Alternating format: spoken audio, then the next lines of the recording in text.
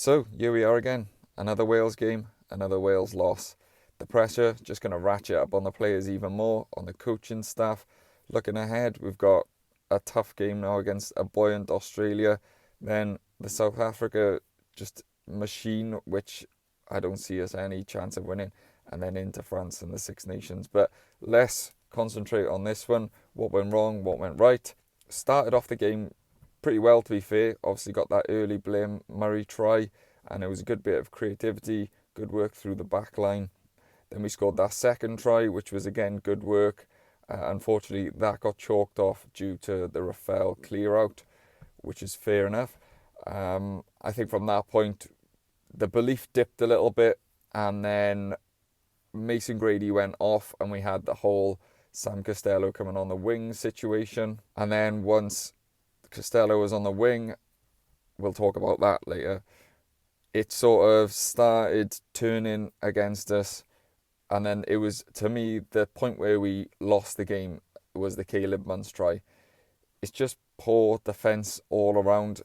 Plumtree comes up, slaps at him and makes a poor attempt at the tackle. Muntz just wriggles out, and then Gareth Thomas has pushed too hard, not really his fault, and Will Rowlands, I think it is coming across, and he's not closing that gap and pushing hard enough on the inside defence, which is one of the first things you learn in rugby as a defensive structure. Make sure you come up on the inside when the ball's going that way, and he leaves a massive gaping hole, and Muntz, who was excellent on the day, just flew through it. And then from that point, there was a lot of drop balls, and it was just devoid of any confidence. The defence just seemed to get more and more passive. There was a lot of missed tackles, and Fiji just dominated us physically. To me, the really disappointing thing was just the basic handling errors. There was a lot across the board. Ben Thomas was guilty of it a lot. He's someone I talked up a lot in the preview, and I was excited and I was so glad he got picked. But he was guilty of a lot of it. And you've seen once the ball got through the hands and it stuck, we created tries and opportunities. The first try was quick hands. The Ellis Bevan one was all quick hands, and that was Ben Thomas linking. But he just dropped the ball, simple balls, too many times. It had to be 2 or 3 times, and he wasn't the only one. Other players did the same thing. The breakdown, we were pretty much dominated. They slowed almost anything down. Every time we got an attacking opportunity, we were getting over the gain line, and they were straight onto the ball, and it was really difficult for us to speed the ball up. And then as soon as 1 or 2 phases went of them slowing the ball down, and then it was just going to the simple one-up runners. Eventually they were soaking it up. Think of how many times we were in there 22 attacking the line, and they stole the ball or got a penalty. It had to be 3 or 4 times. You can't do that. They were just far more dominant at the ruck than we were. And then we got completely physically dominated generally in the contact area, which was a real shame. Even though we'd sort of beefed up the ball carriers and the physicality, and there was a lot more experience, we still got out-muscled, which is worrying, because we thought we'd be able to at least compete with them with the team we'd picked. You have to say, obviously, the 6-2 split didn't work. It's easy in hindsight, but the problem is he didn't have the wing cover, and I know it's the bad luck that we got the wingers got injured, but you're playing Fiji, there's a good chance that players are going to get injured, and as soon as Mason Grady went off, all of the structure went out of the window then.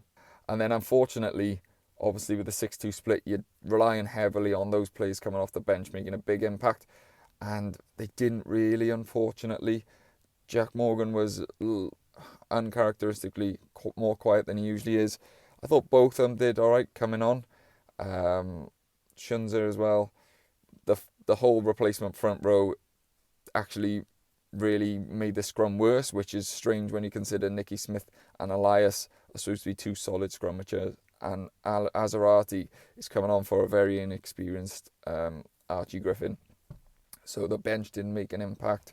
It's just, where do we go from here? There's just no confidence, and I don't know how Gatland is going to be able to drum that confidence back into the players. They just completely just smack of a team that doesn't know how to win a game. and now a coaching staff under pressure, and he keeps saying, I could deal with the pressure's on me and stuff like that. We're a young team. The young team thing for me now just doesn't really, you can't keep using that excuse.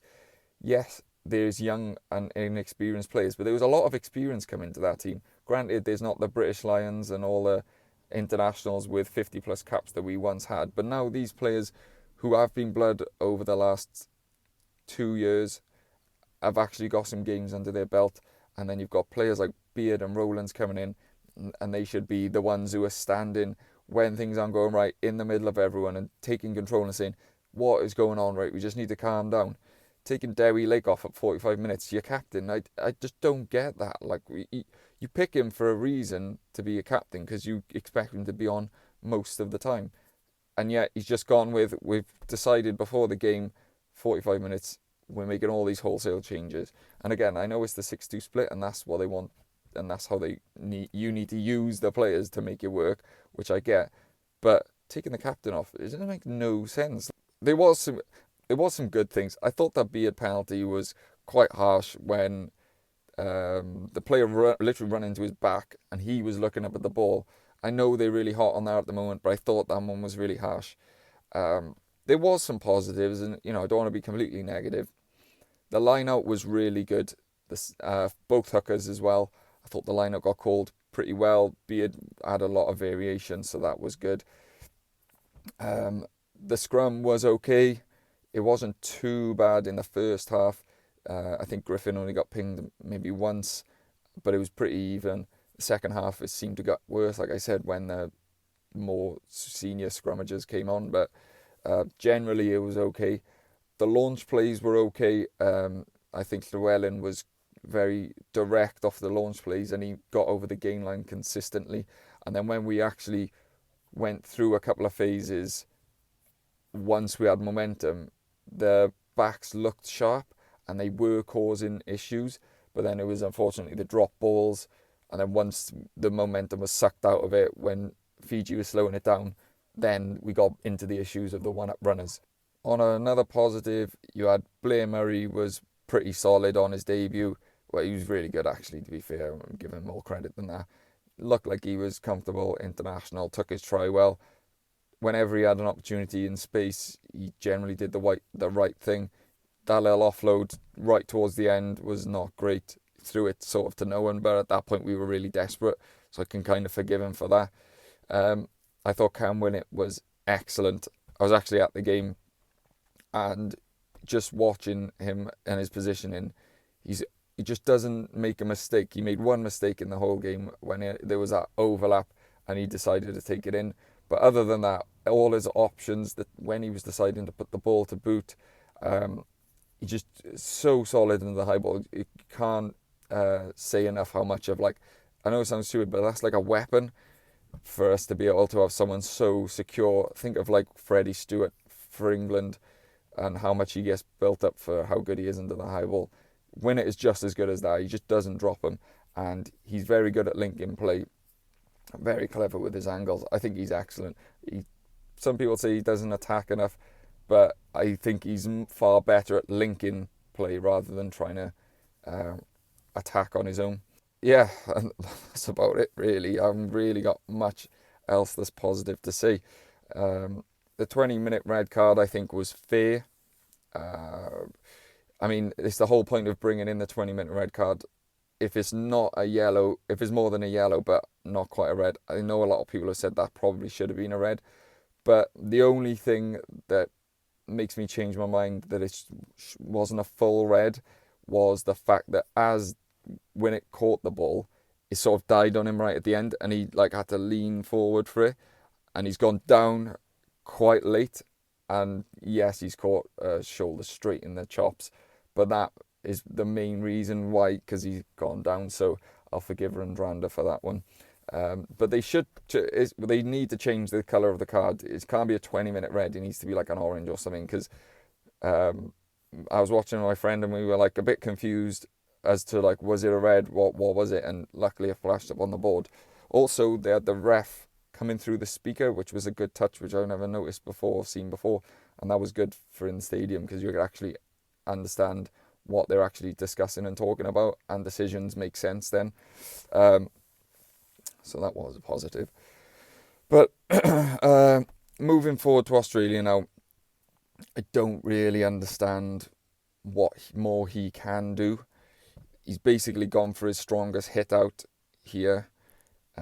He's mentioned the 6-2 split, that it didn't work, and said he probably won't do that again. I think that's a bit like throwing the baby out with the bathwater, just saying it didn't work, so I'm never doing it again. Like, there will be opportunities for that again. It just didn't work in this game, and it didn't work because he put an outside half and no outside wing cover. And on that point, it's come out and he's admitted himself that Ellis Bevan should have gone on instead of Sam Costello. Now, this is very confusing to me because how has that possibly happened in a professional rugby team? If he said this was discussed before the game with Ellis, and he doesn't understand how Costello is the one that went on. Costello looked confused when he was coming on, why he was the one that was coming on. And to me, it just smacks of complete and utter incompetence across the board. Whether you would assume the right message came down from the top to the pitch side. So is it a pit guy on the pitch side that's messed up? Is it Costello has assumed he's going on and just run on? It's ridiculous. But my underlying issue is we should never have known about this. He should not have said that. That smacks of a guy looking for an excuse and looking for a way to deflect criticism, because that's so embarrassing that you just keep that in house. No, we never needed to know that. Like, they could have had an internal investigation and that never would have got out and no one would be talking about it. But no, it's just so embarrassing. Like how bad is the management of things when you're putting the wrong player on? They've already planned before the game wasn't going to go on in the event of this exact thing. It's just so frustrating, and it goes completely against Gatland's mantra of, he's always said we're going to be the best at the things that take no talent, and then he's openly admitting that the wrong player went on. It's absolutely embarrassing, and if that's not a sign that things aren't right in the camp, then I don't know what is, to be honest. That one really infuriated me. It infuriates me that even happened, but the fact that he actually spoke about it, and to me, that's just him trying to deflect criticism from himself, because Costello just looked out of place on the wing because he doesn't play there and he's never played there before. He just was out of position. It just made no sense. And it all goes back to he didn't have an outside back on the bench, which everyone, it literally in the comments and on Instagram and everything that I read was saying, why is there not an outside back on the bench? And I don't know why. And he didn't address why that was. He actually openly admitted that he knew that this was going to be an issue before the game started if we got an injury on the wing, which is exactly what happened. I know it's bad luck, but you got to plan for all eventualities. Anyway, the only real other thing I can say is I'm not sold really a Plumtree at 6. I thought 6 was his better position because I'm not sure he's physically dominant enough to play 8, but I watched him quite closely in this game. I wasn't particularly sold on him last year because I didn't think he did enough of just the nitty gritty, and his discipline was bad. But I noticed he slid off or slip out probably about 4 or 5 tackles where he's trying to grab shirts or half-assing a tackle around the top, and then he's not completing the tackle and they're going off.